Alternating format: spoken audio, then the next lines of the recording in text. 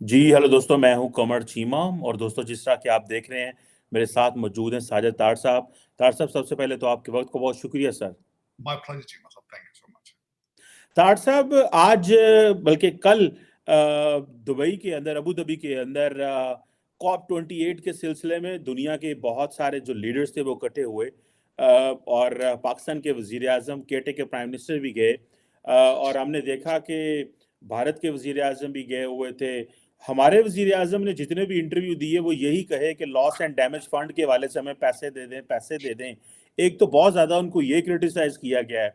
दूसरा ताड़ साहब, ये हमें ये भी क्रिटिसाइज किया गया है कि हमारे प्राइम मिनिस्टर को उन्होंने पूरी पिक्चर के एक साइड कोने में खड़ा कर दिया और बिल्कुल कई लोग कह रहे हैं कि नरेंद्र मोदी इस वक्त ग्लोबल लीडर के तौर पे सामने आए हैं और वो फ्रंट लाइन पे खड़े हुए थे होस्ट के साथ, और हमारा प्राइम मिनिस्टर बिल्कुल ये वो जिसे कहते हैं ना, कोई पॉइंट तो नहीं बनता, लेकिन पाकिस्तान के सोशल मीडिया पे बड़ा ट्रोल किया गया है वजीर आजम पाकिस्तान को कि बिल्कुल ऑन द एज खड़े हुए हैं। इसकी क्या वजह है?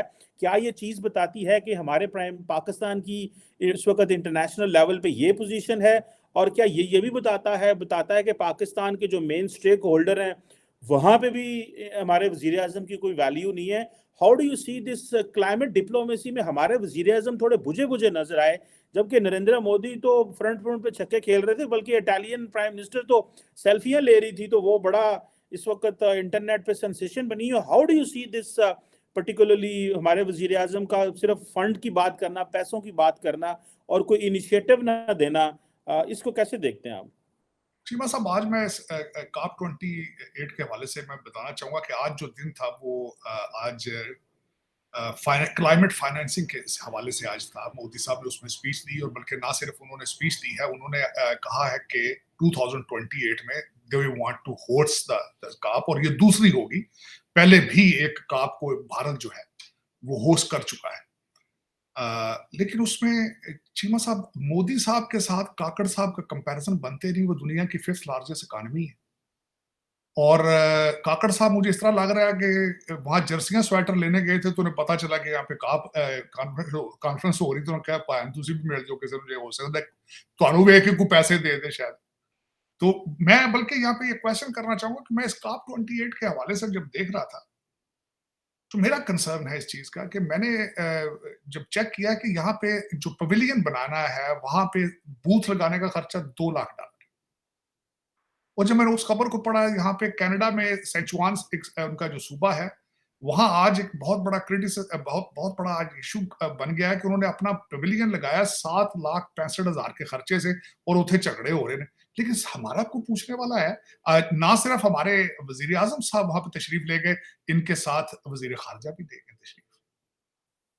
और ये बड़े बड़े महंगे होटलों के बिल, क्या ये पाकिस्तान में कोई किसी को पूछने वाला नहीं है कि ये क्या हो रहा है? दुनिया मर रही है, 42% हमारी इन्फ्लेशन, महंगाई है, और ये क्या है? और कहते हैं जी हमारा 1% मिशन है। बंदे खोते हैं तो फिर रहे थे, मिशन कितों होनी? पेट्रोल तो लेगी को नहीं सकता। सिर्फ लाहौर इस्लामाबाद कराची में जो रूलिंग एलीट है, ब्रिटिश एजेंट है, सिर्फ वो तो तेल अफोर्ड कर सकते हैं। बाकी सारी दुनिया तो साइकिल पर। मिशन किस चीज का होना है फिर? आपके तो धुंध भी आती है तो वो उधर इंडियन पंजाब से वो आग लगाते तो आ जाती है धुंध, तो आप तो बिल्कुल साफ सुथरा पवित्र है। आपके तो पोल्यूशन का तो आपके है ही कोई नहीं भी, ना तो कोई चीज मैन्युफैक्चर हो रही पाकिस्तान के अंदर जिससे आप पोल्यूशन हो। कोई फैक्ट्री तो चल ही नहीं। हाँ, इट्टां दे भट्ठियां नाल बाकी हो सकती पोल्यूशन हो रही हो, क्योंकि मलक रियाज साहब ने बैरिया टाउन जो सिर्फ प्लाटा नहीं तो कम है पाकिस्तान। और कौन सी चीज मैन्युफैक्चर हो रही जिससे आप पोल्यूट करें चीजों को? लेकिन इसमें चीमा साहब, मैं हैरान हूँ। 70,000 लोगों की ये जो कहते हैं जी ये कॉप 28 की है, हमने 119 मुल्क इसमें पार्टिसिपेट कर रहे हैं, 140 लीडर आए हैं, 70,000 लोगों का उसमें कंट्रीब्यूट कर रहे हैं, उसमें हिस्सा ले रहे हैं। लेकिन उसमें मुझे समझ नहीं है कि कितने लोग प्राइवेट जहाजों पर आए हैं। ये किस किस्म का ये क्लाइमेट है? और दूसरा, मैं जो बिल्कुल एक आज खास कर मैं बिल्कुल पाकिस्तान को जो चीज सूट करती है, और इसमें इन्होंने कुछ भी नहीं किया, करना भी कोई नहीं, क्योंकि उसकी वजह है कि हम सीरियस ही नहीं है पाकिस्तान के हवाले से। वो क्यों? आज जब मैंने बात की है क्लाइमेट फाइनेंसिंग की, उन्होंने वहां पे एक प्रोग्राम आज इंट्रोड्यूस कराया जिसको कहते हैं debt for nature swap. Debt for nature swap आज ये प्रोग्राम इंट्रोड्यूस कराया कि हम आपके कर्जे को रीस्केड्यूल कर देंगे, वर्ल्ड बैंक या एशियन डेवलपमेंट बैंक उसको रीस्केड्यूल कर देगा अगर आप इन्वायरमेंट की तरफ मूव करें। लेकिन किसी को हमें क्या है, असली तो मैंने तो बताया काकड़ साहब शॉपिंग के जर्सियां स्वेटर सुना सेल पर लगे हुए थे क्रिसमस की वजह से, तो उन्होंने कहा मैं तो वैसे ही आया हुआ था यहाँ पे, वो कुवैत से पैसे लेने थे, तो पता चला यहाँ पे COP 28 है, चलो हो सकता है कोई फोटो आप हो जाए, लेकिन अफसोस के साथ वो आखिरी झंडे के साथ खड़े हुए थे और झंडा ही, वो मुझे झंडा ही लग रहे थे, उनका चेहरा पहचानना पड़ता कि इधर कोई बंदा खड़ा है वहां पे कि नहीं खड़ा। मुझे किसी ने जिस तरह आज बताया कि पाकिस्तान में सर्कल करके बताया, उसमें काकड़ साहब की शक्ल नहीं पहचानी जा सकती कि इधर इस काकड़ साहब हैं कि या कोई बंदा वैसे ही कोई खड़ा है या कोई झंडे ही है, शायद की पता है। लेकिन ये कि चीमा साहब देखिए दुनिया आपको क्यों, आपको फ्रंट क्यों खड़ा भी क्यों करे? आप दुनिया को कोई पार्टिसिपेट कर रहे हैं किसी चीज में, आप कोई कंट्रीब्यूट कर रहे हैं, आप स्वाय रिश्वत करप्शन के, फ्रॉड के, धोखे के, डबल गेमों के, दहशतगर्दी की सेल्समैन आप बने, आप इसके अलावा दे भी क्या रहे हैं दुनिया को? दुनिया क्यों आपको फ्रंट लाइनों पे खड़ी करे? दुनिया आपसे क्यों मिले भी क्यों आपसे? मेरा ये क्वेश्चन है। चाइनीज जिनके आपने सूबे बना दिए, बल्कि चीमा साहब जब आपने सीपैक आप बेचा था पाकिस्तान, आपने ग्वादर बेचा था, आपके हर शहर के अंदर बैंक ऑफ चाइना की शाखें खुल रही थी, आपके हर शहर के अंदर चाइनीज जबान सिखाने की चीजें हो रही थी, बच्चियां जा रही थी, शादियां विक रही सन, कुड़ियां तुहाडियां को 3000 कुड़ी बेचनी थी चाइना, आज जो भी बंद ने तुहाडे, वो भी परा हुआ है क्योंकि डॉलर आ रहे हैं। कोई फॉरेन पॉलिसी, मुझे कोई एक्सप्लेन तो करे फॉरेन पॉलिसी क्या है पाकिस्तान की, क्या फॉरेन पॉलिसी, कि हम किस चीज को रिप्रेजेंट कर रहे हैं दुनिया में, हमारा मोटिव क्या है, हम जाना कहां चाहते हैं, डेस्टिनेशन क्या है, हमारे एलाइज कौन हैं। अब मैं यहां बताना चाहूंगा कि आपने बड़ी खूबसूरती के साथ स्टेटस एंजॉय किया अमेरिका का नॉन नेटो एलाई, कई मुल्क ख्वाहिश करते हैं इस चीज की, लेकिन आपने उसको भी ना होने के बराबर है, किसी के साथ आप ढंग के चले नहीं, किसी ने नहीं समझाया। बुजुर्ग मुर्शद जो है इमरान खान साहब के, आपने 55 जलसे जो है वो साइफर आपके हर जेब से निकाल निकाल के करते रहे, एंटी अमेरिका जिहाद की आप तैयारियां करते रहे, लेकिन उसमें चीमा साहब आज अफसोस वाली बात है कि आज काकड़ साहब, लोग सही कह रहे हैं कि गए क्यों थे वहां पे, को बुलाया था इन्होंने, किसी ने इनको बुलाया था वहां पे। हाँ ये है कि आपका, बल्कि आपने इसके काप से क्या लेना था, आपने पहले स्विट्जरलैंड के अंदर एक दफा इसी का रोनाल्ड बना किया था, इसी इन्वायरमेंट का। लेकिन इन्वायरमेंट के बारे में लोग इतने ही सीरियस हैं, जिस तरह एक पॉलिटिकल मूवमेंट सी है, गेट टुगेदर है, नेटवर्किंग है, उसकी वजह बताता हूं कि दो बड़ी ताकतें तो उसमें आई नहीं जो दुनिया के सबसे बड़े पोल्यूटर है, ना अमेरिका गया ना उसमें चाइना गया, आप अंदाजा लगा लें।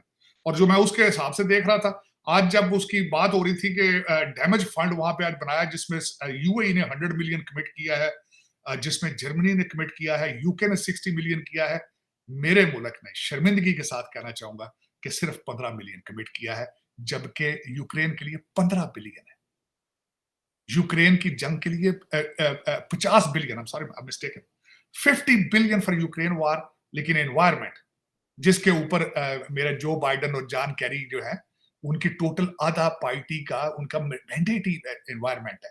यहाँ पे जितने डेमोक्रेट गवर्नर हैं, उन्होंने ऑलमोस्ट कई स्टेटों में, मैं जिस स्टेट में बैठा हूं, वो कहते हैं यहाँ पेट्रोल पे चलने वाली गाड़ी 2030 के बाद आएगी नहीं, और उस मुल्क का प्रेसिडेंट गया ही नहीं वहां, और जब डैमेज फंड है उसमें सिर्फ $15 मिलियन दिए।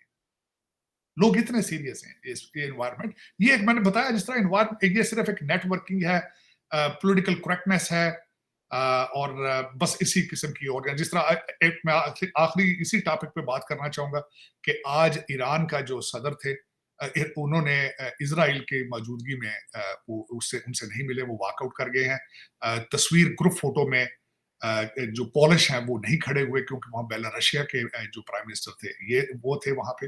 तो ये डिसएग्रीमेंट्स भी हैं चीजों पे, लेकिन सबसे बड़ा इशू ये है कि इन्वायरमेंट के लिए जो बजट है 300 बिलियन है अकॉर्डिंग टू यूनाइटेड नेशंस, जिसमें बड़े बड़े मुल्कों ने कमिट किया लेकिन दिया कुछ नहीं है उन्होंने। तो ये इसके एक मैंने जिस तरह आपको बताया है कि इट इज एन ऑर्गेनाइजेशन, लेकिन इस ineffective, is not doing anything basically. इसको जिस तरह मैंने बताया कि चाइना के प्रेसिडेंट शी को आना चाहिए था, प्रेसिडेंट बाइडेन जो गया है तो बुजुर्ग हैं, लेकिन उनको भी चाहिए था टीके शीके लगा के तो ले जाते वहां, लेकिन उन्होंने कोशिश ही नहीं की। उन्होंने कहा it's not that serious. John Kerry आए थे, वो भी बुढ़ा ये बंदा, पता नहीं वो किमें टुर के पहुंच गया, लेकिन एक चलो कम से कम वो होशते आया। लेकिन एक जाने का फायदा उनका भी कोई नहीं था इतना, क्योंकि सिर्फ $15 मिलियन दिया, कमेटी किया, करना कुछ भी नहीं। और लेकिन एक जो मुझे पाकिस्तानी बहसीते मुसलमान जो दुख ये है कि दुबई में सारी दुनिया इकट्ठी है और वहां से सिर्फ 100, 150, 200 मील के फासले पे आज फिर तबाही शुरू हो गई। इसराइल ने फिर अटैक करने शुरू कर दिए। अफसोस के साथ है कि इन लीडरों, किसी के जो 140 लीडर इकट्ठे हुए हैं, इनके माथे पे बल भी नहीं है। ये इंसानियत की तौहीन है, इंसानियत की तजलील है, इंसानियत की तजलील। बस, लेकिन इस पे फिर कहते हैं जितना भी अफसोस करेंगे।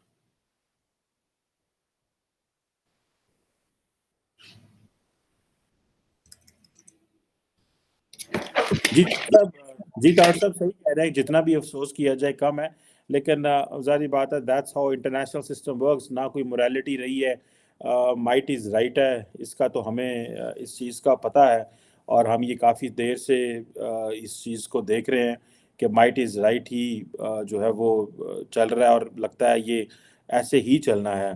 तार साहब, ये जो क्वेश्चन आता है, आपने कहा कि चाइना और अमेरिका का जिक्र किया, इंडिया जो है वो जो कॉप 33 की बात कर रहा है, how do you see this? क्या कई लोग कह रहे हैं कि क्योंकि नरेंद्र मोदी अगर 2024 का इलेक्शन जीत जाते हैं तो 2033 में 29 में उस वक्त कॉप 33 इंडिया में होगी, तो वो एज ए प्राइम मिनिस्टर उनको एडवांटेज देगी और फिर वो इलेक्शन लड़ने की अच्छी पोजीशन में आएंगे।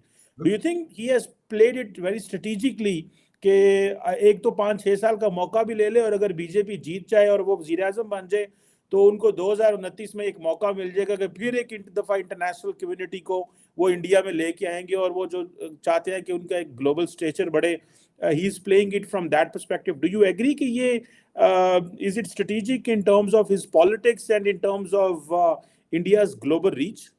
देखिए चीमा साहब, मेरी जो नजर में सबसे बड़ा इसका फायदा, एक तो देखिए मोदी साहब को होगा, दूसरा फायदा भारत को होगा, तीसरा फायदा इकॉनमी को होगा। लोग वहां आएंगे, जो ट्रैवल होता है वहां होटल होंगे, एयरलाइनें आएंगी, चीजें आएंगी। जिस तरह फीफा कहीं होता है, जब वर्ल्ड कप कहीं होता है, तो वो पूरे कंट्री के लिए एक बूस्ट होती है, पूरी boost. You have to look the broader picture overall. तो उसमें इनका स्ट्रक्चर बड़ा होगा, इंडिया का स्ट्रक्चर बड़ा होगा, इनकी इकोनॉमी पे असर होगा, नए प्रोजेक्ट आएंगे, लोग देखेंगे। जब आपने देखा होगा, जब दूसरी मुमालिक से लोग आते हैं तो शो केस होता है पूरा, आपका कैपिटल सिटी या जिस सिटी में होता है उसको शो केस करते हैं, लोग आके वहां देखें, खूबसूरत हो हर चीज।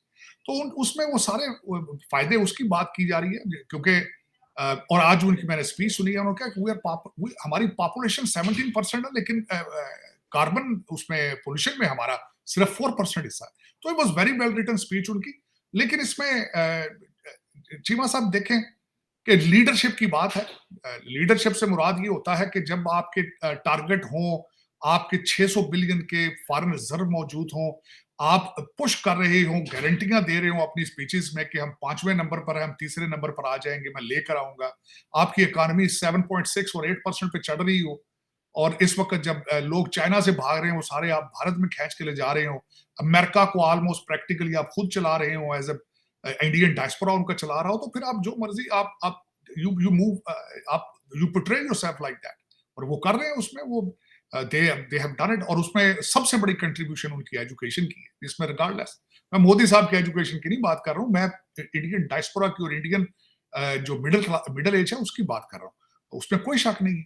मैं आधा दिन ऑलमोस्ट आजकल इलेक्शन हो रहे हैं 4 स्टेटों में भारत में, और मैं देखता हूँ, मैं सरप्राइज होता रहा हूँ, आधे से ज्यादा चैनल अमेरिका जो हम देखते हैं भारत के, वो इंग्लिश में होते हैं। बच्चा बच्चा उनका इंग्लिश बोल रहा होता है। हमारे प्राइम मिनिस्टर बनने की सबसे मेरे इस वक्त तो यही लगता है कंडीशन थी कि इंग्लिश बोल लेता और सूट अच्छा पहन लेता हूँ। हमारी ये पोजीशन है। अब मैंने आपको जिस तरह बताया कि आपने दुनिया से, आपने तालीम से बाइकाट किया हुआ, तुसी नाराज हो गए हो तालीम के नाल, तुसी क्या असी पढ़ा लिखांगे तो अकल आ जाएगी, हमने नहीं ये काम करना, ये क्यों करना है? आप चाहते हैं कि दुनिया जो है वो 7वीं सदी में पीछे चली जाए, मामू रशीद, हारून रशीद, जो अब्बासी दौर था उसमें चली जाए। तो इस तरह नहीं होगा, इस तरह हो नहीं रहा। आप चाहते हैं, जिस तरह मैंने आपको बताया, हर मुसलमान, जिस तरह आपका जो आइडियोलॉजी है कि या तो सारी दुनिया मुसलमान हो जाए, तो या आप सारी दुनिया का सर काटते हैं, तो ये इस तरह तो नहीं ना होता। आप मिडल वे आपने ढूंढे ही नहीं। तालीम की तरफ जाएं, अकल खुल जाती। अब एक बड़ा खूबसूरत हालांकि है चीज, कहते हैं छतरी और दिमाग जब तक खोलेंगे नहीं वो काम नहीं करेगा। आप उसको खोलने के लिए तैयार ही नहीं है। आपको इस गैरिजन स्टेट से आगे बढ़ना होगा। ਹੁਣ ਤੇ ਜੰਗ ਹੁੰਦੀ ਨਹੀਂ, ਜੇ ਡਰੋਨਾਂ ਨਾਲ ਹੋਣੀ ਤੇ ਕੰਪਿਊਟਰਾਂ ਨਾਲ ਹੋਣੀ, ਉਧਰ ਤਵੱਜੋ ਦਿਓ ਯਾਰ, ਤੁਸੀਂ ਕਿਹੜੇ ਚੱਕਰਾਂ 'ਚ ਪੈ ਗਏ? ਤੁਸੀਂ ਅਜੇ ਕਹਿੰਦੇ ਹੋ ਅਸੀਂ ਖੋਤਿਆਂ ਤੇ ਜਾ ਕੇ ਜਿਹਾਦ ਕਰਨਾ। ਪਤਾ ਨਹੀਂ ਮੇਰੇ ਮੱਕੀ ਕਰਨ ਲੱਗੇ ਹੋ ਯਾਰ ਤੁਸੀਂ, ਔਰ ਤੁਹਾਨੂੰ ਲੋਕ ਬੇਵਕੂਫ ਬਣਾ ਰਹੇ ਨੇ, ਤੁਸੀਂ ਬਣ ਰਹੇ ਹੋ। ਮੈਂ ਕਈ ਵਾਰੀ ਕਹਿ ਬੈਠਾ ਤੁਹਾਨੂੰ ਜਿਹਾਦ ਦੇ ਰੋਜ਼ ਪ੍ਰਚਾਰ ਕਰਨ ਵਾਲੇ ਆਪਣੇ ਬੱਚੇ ਸਾਰੇ ਲੰਡਨ ਤੇ ਟੋਰਾਂਟੋ ਨੇ, ਕੋਈ ਹਯਾ ਕਰੋ। ਓਏ ਮੌਲਾਨਾ ਤਾਰੂ ਕਾਦਰੀ ਵੀ ਕੈਨੇਡੀਅਨ ਜੇ, ਖੁਦਾ ਦਾ ਨਾਂ ਜੇ ਯਾਰ, ਜਿਹੜਾ ਤੁਹਾਨੂੰ ਆ ਕੇ ਰੋਜ਼ ਸਾਰਾ ਕੁਝ ਤਫਸੀਰ ਪੜਾਉਂਦਾ, ਸਾਰਾ ਕਰਦਾ, ਉਹ ਉੱਥੇ ਰਹਿੰਦਾ, he lives like a king there। कुछ थोड़ा करो यार, पास करो, सोचो तो अपने मुस्तकबिल के बारे में। बच्चों को मैथ और इंग्लिश पढ़ाओ खुदा के लिए, अगर सर्वाइव करना है। ये जो पार्टियां जिनको कहते हो, ये पार्टियां नहीं जे, ये लुट मार दे ग्रुप जे। लेकिन चीमा साहब क्या करें, पता है सब लोगों को, क्या करें। मैं कहता हूं चलाने वाले भी पाकिस्तान नहीं है, मेरे ख्याल पासपोर्ट तो पाकिस्तान नहीं होने ने ज्यादातर लोगों को, या एटलीस्ट 2 पासपोर्ट होंगे। बोलते तो पाकिस्तानी जबाना ना, खाना भी पंजाब पाकिस्तानी खाते ने। पता नहीं why they behave like British imperial mindset है उनका। लौट के लंदन हर्षा ले जाना चाहते हो तुसी, पता नहीं आप लोग। और मैं बार बार चीमा साहब कह चुका हूं, लंदन च भी कब्र है जे, कब्रस्तान है, उत्थे भी दुनिया मर रही जे। तुसी समझो लंदन पहुंच गए तो मरना ही नहीं, असी अमर हो जाना। कहते बच्चों की 2 कोठियां लंदन बन जाने, चंगे जे इलाके पा जान, कहते उस तो बाद और कुछ नहीं चाहिए। खुदा दा ना लो यार, ये बच्चे खत्म नहीं जे करांदे, बाद तो मर जाना बाद च। बस करो, बस करो। मादरे मिलन दे ने ना कपड़े पाड़ो, 76 साल बड़ा हो गया जी, हुण ते शर्म आउण लग पई। अपनी मां दे कपड़े पाड़ दियो रोज, को जाता होड़ा करो, बस।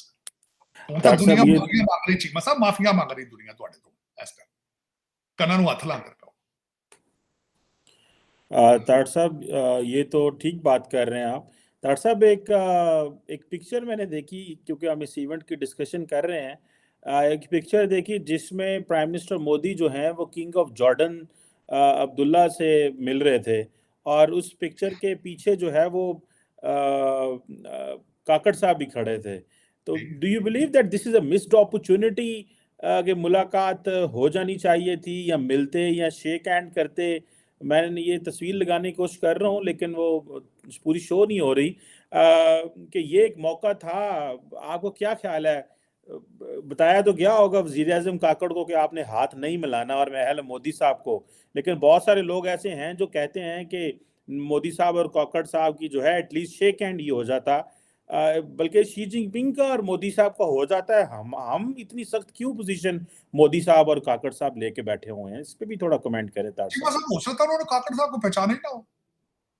उसकी वजह ये कि काकड़ साहब F11 में इनके पड़ोसी नहीं जानते हुए कौन है।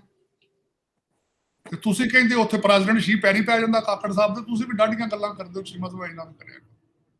लेकिन ये देखें, इस्लाम शेक हैंड कर लेते तो क्या फर्क पड़ा, नहीं किया तो क्या फर्क पड़ेगा। चीमा साहब आप ये बताएं, काकड़ साहब किस चीज को रिप्रेजेंट करते हैं? पाकिस्तान, पाकिस्तान किस चीज को रिप्रेजेंट करता है? बात तो यहां खत्म हो जाती है, बात तो इसी पर खत्म हो जाती है।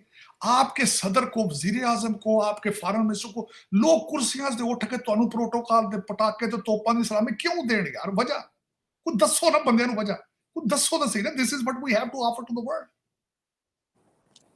चीमा साहब, मैं यही कह रहा हूं ना, काकड़ साहब रिप्रेजेंट करते हैं किसी चीज को, किस चीज को रिप्रेजेंट करते हैं? Why should somebody waste their 3 minutes with them? International leader Modi sahab हो, प्रेसिडेंट शी हो, क्या लेंगे जब आप उनका एम्बेसडर आपके किसी सारा कुछ कर लेता है? जो व्हाई शुड दे? बल्कि हो सकता है वो कहने तरह खड़ोते हैं यार माड़ी गल है, बंदे की कहणगे ये ना फोटो खिचाण लगे, ये भी हो सकता है। मैं कई बंदे नहीं फोटो खिचांदा, मिलदा नहीं, ਉਹਦੀ बाहर इमेज खराब हो जाता है। तो पता नहीं फिर, लेकिन चीमा साहब, ये काकड़ साहब तो जाना नहीं चाहिए था मेरे ख्याल में। जाके क्या करना यार, एनवायरनमेंट को what you can do with it? ਤੁਹਾਡੇ ਭੁੱਖ ਨਾਲ ਸੁੱਜੇ ਪਏ ਹੋ ਤੁਸੀਂ, ਤੁਹਾਡੇ ਮੁਲਕ ਦੇ ਹਾਲਾਤ ਖਰਾਬ ਨੇ। ਮੈਂ ਤਾਂ ਹੈਰਾਨ ਹਾਂ, $2 ਲੱਖ ਦੇ ਕੇ ਆਪਣੇ ਬੂਥ ਲਿਆ ਪਬਲਿਕ ਨੇ। ਇੱਥੇ ਕਈਆਂ ਗਰੀਬਾਂ ਦਾ ਫਾਇਦਾ ਹੋ ਜਾਣਾ ਸੀ ਇੱਥੇ ਪਾਕਿस्तान ਚ। 7-8 दिन से बाहर है वैसे वो, 8 दिन हो गए उनको। ਹੋ ਸਕਦਾ 8-10 ਦਿਨ ਹੋਰ ਰਹੇ ਰਹਿਣ ਉੱਥੋਂ, ਜਹਾਜ਼ ਲੈ ਕੇ ਪਰਾਂ ਲੰਡਨ ਚੱਲ ਜਾਣ, ਸਾਊਦੀ ਅਰਬ ਚੱਲ ਜਾਣ, ਕੀ ਪਤਾ ਜਹਾਜ਼ ਲੱਭੇ ਆ ਉਹਨਾਂ ਨੂੰ। ਪੈਟਰੋਲ ਫ੍ਰੀ, ਬਿੱਲ ਤੁਸੀਂ ਦੇਣ ਲੱਗੇ ਉੱਥੇ ਹੋਟਲਾਂ ਦੇ, ਤੇ ਕੀ ਫਰਕ ਪੈਂਦਾ? और ਕਿਹੜਾ ਪਹਿਲਾ ਬੰਦਾ ਕਰ ਰਿਹਾ ਹੈ? ਸਭ 76 ਸਾਲ ਤੋਂ ਕਰ ਰਹੇ ਨੇ ਲੋਕੀ ਸਰਕਾਰ, ਕੀ ਫਰਕ? ਉਹ ਕਹਿੰਦੇ ਨੇ ਭਾईजान कोई फर्क नहीं पैदा, सारे कर दे, चलो। लेकिन इनका कसूर नहीं है, कसूर है जिन्होंने घड़े में से इनका नाम निकाला, कसूर उनका है। वो पूछते हैं इनसे कि मुल्क के बहुत पैड़े हालात ने, भुखना बहुत भैड़े हालात ने। IMF जो है वो आपके टैक्सेशन को सारा टेक ओवर कर चुका है, आपको पता होना चाहिए, पता ही ये खबर थी इसके अंदर। इससे बुरे हालात क्या होंगे आपके? इससे बुरे हालात आप सोच सकते हैं कि एक फॉरेन एंटिटी आपके टैक्सेशन को आके टेक ओवर कर ले। टैक्सेशन क्या होता है? एक मुल्क का नर्व सिस्टम होता है। चलो आप अखीर देखने की कहते हैं असा मूड वेख लिया, अखीर देखनी है, देखो डॉक्टर साहब वो IMF की चीफ ने अप्रिशिएट किया पाकिस्तान को कि आपने जो है वो अच्छी फिस्कल पॉलिसी अडॉप्ट की है। लगता है कि पैसे आ जाएंगे अगर IMF चीफ ये कह रही है। बड़े चंगे उन्हें कहा बिहार दे भी बड़े चंगे हो, तुम किश्तां भी टाइम ते देंदे हो, एक और बस दें, तुम एक और बस ले लो, तुम किश्तां सही टाइम ते दित्तियां ने पिछली बारी। आपकी मैडम ने कहा है ना, उन्हें कहा हमें दिल किया तो एक लोन और ले लेंगे, लो ਤੁਹਾਨੂੰ ਮਨਾ ਕਿਹਨੇ ਕੀਤਾ? ਦੇਖੋ ਨਾ ਜਿਨ੍ਹਾਂ ਨੇ ਤੁਹਾਡੇ ਗੁਰਦੇ ਲਿਖਾ ਲੈਣੇ ਨੇ ਉਹਨਾਂ ਦਾ ਕਾਰੋਬਾਰ ਹੀ IMF ਦਾ ਹੈ। अपने अमेरिकन इंटरेस्ट के लिए वो सारा कुछ करते हैं, वो करेंगे क्यों नहीं देंगे? और तुसी तो बेच भी पड़ सकते। आपको मैंने बताया था 73 मिलियन डॉलर की किस्त है। मैं जिस शहर में बैठा हूं इतने पैसे लोग डिग्गियों में अपने लेके फिर रहे होते। तो मुझे तो कई मीटिंग्स में मुझे पूछा गया वाशिंगटन DC, यार 73 मिलियन डॉलर के लिए पाकिस्तान तुझे पुठा कर देता है बिल्कुल। मैं क्या यार कोई नहीं, $73 यार तो 73 मिलियन तो थोड़े लगते ने, तुसी डिवाइड करके देखो ना, शॉपिंग करना बड़ा टाइम लगता है, प्रॉपर्टी बड़ी बन जाती 73 मिलियन नाल। ਅਸੀਂ ਇਸ ਨਜ਼ਰ ਨਾਲ ਵੇਖਦੇ ਹਾਂ, ਤੁਸੀਂ ਇਸ ਨਜ਼ਰ ਨਾਲ ਵੇਖਦੇ ਹੋ। ਚੀਮਾ ਸਾਹਿਬ ਇਹ ਅਸਲ ਚ ਕਾਸ਼ ਹਾਫਿਜ਼ ਸਾਹਿਬ ਜਿਹੜਾ ਆਪਣਾ ਦੌਰਾ ਸ਼ਾਰਟ ਕਰਕੇ ਆ ਕੇ ਇੱਥੇ ਕੋਈ ਫੈਸਲੇ ਕਰਦੇ, ਇੱਥੇ ਜੋ ਮੁਲਕ ਚੋਣ ਲੱਗਾ, ਚੋਰ ਜਿੱਥੇ ਫਿਰਨ ਲੱਗੇ, ਚੋਰਾਂ ਤੇ ਹੱਥ ਪਾਉਂਦੇ, ਕਿਉਂਕਿ ਬਹੁਤ ਜ਼ਰੂਰੀ ਹੋ ਚੁੱਕਾ ਹੈ ਤੁਹਾਡੀ, you need a open bypass, open bypass है ना, open heart surgery very important right now in Pakistan, और वो किसी पाकिस्तानी मर्दे मुजाहिद नहीं करना, दूसरा बंदा नहीं कर सकता। डॉक्टर साहब वो आज एक और खबर भी आई है, जरा डोमेस्टिक पे बात कर लें कि वो इंटीरियर मिनिस्टर ने कहा है कि अगर एक्स आर्मी चीफ और एक्स DG ISI को प्रोब किया गया और समन किया गया अदालतों में तो फिर मसले हो सकते हैं, और वो कह रहे हैं कि मैं इसके फेवर में नहीं हूँ। डू यू थिंक कि ये क्राइसिस पैदा हो सकता है अगर उनको समन किया जाता है एक्स आर्मी चीफ और DG ISI को, फैज हमीद साहब को और बाजवा साहब को? नहीं, थोड़ा सा टेस्ट किया गया था, मियां मिठू को लेटर भेजा गया था, वो टेस्ट किया गया था, शाम को लेटर वापस हो गया था। ये वहां तो फरिश्तों के पर जलते हैं, उठे कड़ा गया वो। लेकिन वो फैजाबाद धरने के हवाले से ये जो कमीशन बना है, उस कमीशन में सुना है वो किसी को भी समन कर सकते हैं, समन करने से क्या होता है, बुला भी लेंगे, पूछ भी लेंगे तो क्या फर्क पड़ता है। लेकिन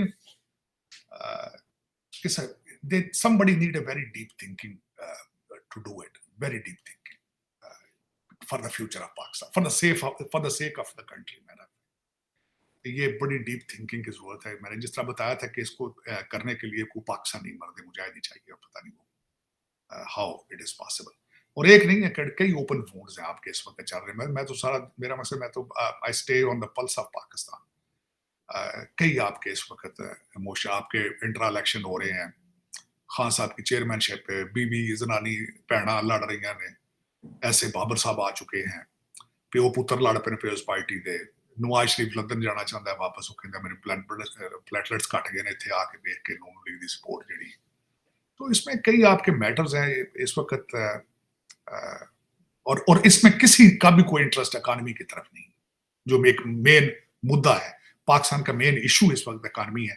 किसी के मुंह से मैंने अभी तक लफ्ज नहीं सुना। हाफिज साहब ने एक दफा किया था, आसिम मुनीर साहब ने एग्रीकल्चर इनिशिएटिव, और अच्छा इनिशिएटिव था उसमें, क्योंकि Pakistan ultimately Pakistan is an agriculture country, barrier town तो नहीं ना सारा। लेकिन ये कि वो भी दरमियान में उसकी बात अब कोई सुनी नहीं जा रही है कि किधर से क्या प्रोजेक्ट पहुंचा है। लेकिन आज तक मैंने किसी के मुंह से इकॉनमी रिलेटेड, फ्यूचर रिलेटेड, आपने ह्यूमन रिसोर्स के ऊपर कोई इन्वेस्टमेंट, कोई यूथ को आगे प्रमोट करने की मैंने आज तक नहीं सुनी किसी के मुंह से। तासिम, ये कुवैत और दुबई का बेसिकली विजिट तो वजीर आजम का इसी चीज के लिए है कि ये MOUs तो साइन हो गए लेकिन पैसा आएगा, क्योंकि आर्मी चीफ गए हैं। अगर आर्मी चीफ ना जाते तो फिर एक और बात ही, लेकिन आपको पहले भी हम बात कर चुके हैं, लेकिन सुनने में ये आ रहा है कि ये टर्न अराउंड करेंगे, क्योंकि कुवैती सरकार हुकूमत और अमाराती जो सरकार है, मोहम्मद बिन जायद ने अपनी कैबिनेट के साथ सारे मुआहदे करवाए हैं। तो वेरी सीरियस। मैंने तस्वीर देखी, लेकिन चीमा साहब क्या पाकिस्तान में ये पहली दफा पैसे आएंगे? क्या वाकई पाकिस्तान में पैसे आएंगे? आ भी गए तो जाएंगे कहाँ? ये कई क्वेश्चन है ना, क्वेश्चन इसके साथ रिलेटेड कई है। पाकिस्तान तो पैसे डॉलर 76 साल से आ रहे हैं, हमारी सोचों से ज्यादा आए हैं। आपने जितने मांगे हैं उससे ज्यादा अगलों ने दिए, लेकिन वो गए कहाँ? चीमा साहब, ये अभी जो 72 मिलियन आना, कि कोई है इसका प्लान? ये किधर जाएंगे? किस किसने खाना है इसको? कोई है इसका? जो पिछले आपने पैसे लिए वो किस किसने खाए वो पता है किसी? तो पैसे लाना is not a big deal in Pakistan. Pakistan में रखना और असली जगह पे पैसे पहुंचाना काम है। जलजले के पैसे थोड़े आए थे जब आपका मुजफ्फराबाद जलजला आया था। आपने फ्लड पे थोड़े पैसे बनाए, आपने कोविड में थोड़े पैसे खाए, आपने वजीर आजम फंड, मेरा मुर्शद है जो, उसके फंड से पैसे निकले, कोई जवाब दिया उसने? तो चीमा साहब, पैसे लाना कोई नॉट अ बिग डील। जो पैसे रोक के दिखाएगा मैं उसके मानूंगा, पैसे लाना नहीं। जो पैसे रोकेगा he will be my hero. जो पैसे रोकेगा, लाने वाले तो बहुत ला चुके, कोई फर्क नहीं पड़ता। I am waiting for that person जो जड़ा डके पैसे आके, जिन्हें आके 10,000 बंद का ना ECL च पाना, उन्हें कहा नहीं इतने खलो जाओ, पहले 10 बैंक पैसे कितने पे, वो बंदा मैं, I am waiting for that person. I will be celebrating that day, जिस दिन को बंदा आके इन्होंने गलमियां हाथ पाएगा। I am waiting for that day. बिल्कुल सही कह रहे हैं तार साहब, यही भी आपने बड़ा अच्छा सवाल उठाया कि जो पैसे रोकेगा वो ही मर्द मुजाहिद होगा। आ तो बहुत रहे हैं, शुरू से आ रहे हैं, और एड ही आ रही है और हम खा रहे हैं। और वो खा नहीं रहे जी, मतलब खा कौन रहे? ਤੁਸੀਂ तो सारे भुखे मार रहे हो, इन्वेस्ट कर रहे हो बाहर लंदन से दुबई। पाकिस्तान तो पैसे आते ही नहीं, कितने क्या पैसे आ रहे हैं पाकिस्तान? पैसे आने, पिछली दफा मुर्शद सी पैसे आए सन, वो अपने MNAs ਦਿੱਤੇ ਸੀ ਉਹਨੇ ਇਲੈਕਸ਼ਨ ਆਖਰੀ ਦਿਹਾੜਾਂ ਚ MNAs ਦੇ ਗਿਆ ਸੀ ਤਰੱਕੀਆਤੀ ਫੰਡਾਂ ਦੇ ਚੱਕਰ ਸਾਰ ਖਾ ਪੀ ਗਏ ਅੰਨੀ तो ਪਾਈ ये भी ਸੀ। तार साहब, IMF का पैसा भी PMLN भी तो लगा रही है धड़ाधड़। नहीं, उन्होंने भी IMF का पैसा इलेक्शन पे लगेगा, इसमें कुछ ये जो आ रहा है पैसा ये इलेक्शन के लिए, और उसमें फिर सारी करप्शन आ रही। लेकिन गल है ना, पता है जब आप और मैं चीमा साहब बात कर रहे हैं तो एजेंसियां ਜਿਹੜੀਆਂ नहीं पता, ਜਿਹੜੇ हर्षा टेप कर रहे हैं, ਜਿਹੜੀ ਤੁਹਾਡੀ हर्षा टेप कर रहे हैं, नहीं पता, वो सुते पे ने। बात तो ये पता सबको है कि क्या हो रहा है, लेकिन क्या वजह है? फिर मैं कहता हूं कि मोदी जब बंदा पाकिस्तान आवे फिर गल पे।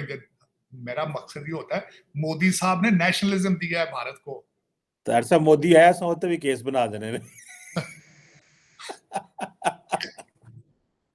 ये ऐसी केस बना रहे बड़े मोदी ने, मैं कहना मोदी टाइप बंदा को आवे, मेरा मकसद है नेशनलिस्ट आवे को बंदा। मोदी साहब ने नेशनलिज्म दिया है भारत को। मैं उस एक आइडियोलॉजी को मैं कहता हूं। मैं ये नहीं कहता कि मोदी साहब आके पाकिस्तान से उन्होंने केड़ी लोड़ है आके अपनी जेब कटा लड़े तो, मैं नहीं कह रहा है। मैं तो कहता हूं कि मोदी साहब जरा कोई ऐसा बंदा है जो यहाँ पे नेशनलिज्म दे यार। बात तो सही है तार साहब, नेशनलिज्म की बातें तो सारे करते हैं, 14 अगस्त 23 मार्च, और हर कोई कहता है कि हमने बड़ी मुल्क की कुर्बानी की है तार साहब। मोटरसाइकिल झंडा ला लेने तुसी ना करो कि तुसी पाकिस्तानी बने। This is wrong philosophy. नहीं, वो जरदारी और भुट्टो कहते हैं हमने कुर्बानियां दी हैं। नवाज शरीफ कहते हैं मैं मुल्क के लिए जेलों में उन्होंने कुर्बानी बकरे की दी होगी, वो और कुर्बानी नहीं दी। इससे अलावा मैं नहीं मानता उन्होंने कुर्बानी दी। कुर्बानी के बदले उन्होंने जो लुट पाई है वो उसका क्या करेंगे आप? जी अन्नी पाई ने जिनिया शुगर मिले हैं, जरदारी साहब की सिंध की सारी शुगर मिले हैं जरदारी साहब की, बल्कि उनको गिफ्ट किया गया था। उनको गिफ्ट किया गया था कि आप अपनी शुगर पहले एक्सपोर्ट कर लें फिर बाद में इंपोर्ट करते हैं। तो ये चीमा साहब, ये या तो पता नहीं, यही एक बीमारी है कि आप पाकिस्तानी ज्यादातर ये समझते हैं कि हर बंदा रोटियां नाक में डालता है। लेकिन यही एक इशू है आपका, यही इशू है आपका। लेकिन चले कोई नहीं, 76 साल हो गए, 176 साल और वेट कर लेते हैं, क्या फर्क पड़ता है? बात सही है तार साहब, ये ऐसे ही है कि ये ब्लीडिंग कब रुकेगी। पैसा तो बहुत है, इसको रेगुलेट कैसे किया जाता है, दैट्स ओनली हाउ टाइम ही बता सकता है। और ऐसा कौन नेशनलिस्ट आ सकता है और किसको मौका दिया जाता है कि वो ऐसे काम कर सके। देखते हैं क्या होता है। थैंक यू वेरी मच सारे तार साहब। Sir, it's always pleasure talking to you. वक्त का बहुत शुक्रिया सर, थैंक यू।